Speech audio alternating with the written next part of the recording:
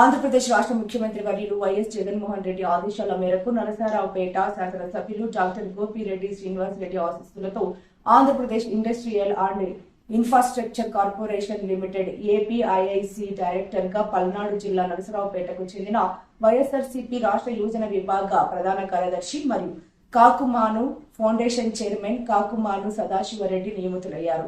ఈ సందర్భంగా సదాశివరెడ్డి శనివారం ఇండియా జ్యోతి న్యూస్ ఛానల్ తో మాట్లాడారు. తనకు ఈ పదవి రావడానికి కృషి చేసిన స్థానిక శాసనసభ్యులు డాక్టర్ గోపిరెడ్డి శ్రీనివాస్ రెడ్డి గారికి ప్రత్యేక కృతజ్ఞతలు తెలుపుతున్నాను అని అన్నారు.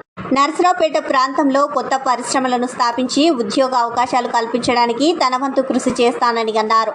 ఈ సందర్భంగా ఎమ్మెల్యేలతో పాటు పలువురు సదాశివారెడ్డికి శుభాకాంక్షలు తెలియజేశారు.